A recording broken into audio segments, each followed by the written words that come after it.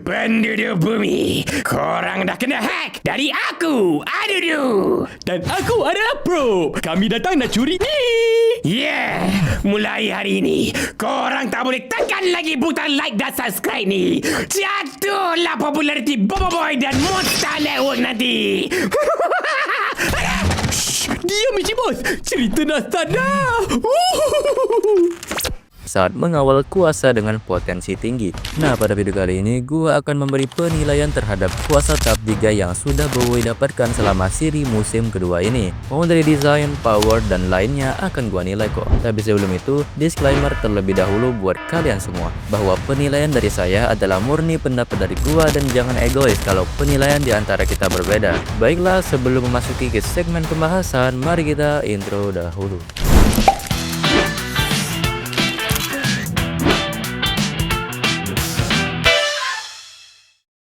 Pertama, Boboiboy Beliung.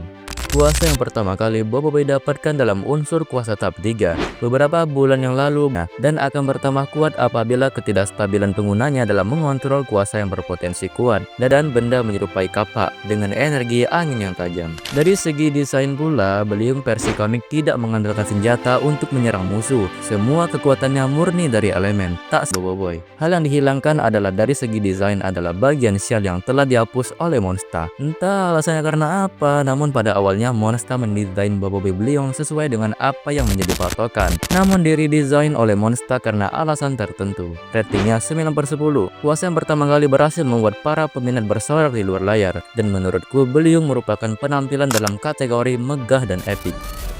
Kedua, Boboiboy, Nova, dan Blizzard. Kedua kuasa yang mendapatkan peran di dalam art Baraju, yang dimana merupakan art panggung antara Boboiboy Api dan Ice. Dalam versi komik, Boboiboy hanya diperlihatkan hampir memasuki tahap ketiga, yang digagalkan karena kedatangan Feng dan Roka karena kekacauan parah yang telah Boboiboy lakukan di puncak bakar beku. Dan kedua Boboiboy yang mengerahkan seluruh tenaga untuk saling menjatuhkan, namun digagalkan oleh kedatangan Feng berpanas dan dingin.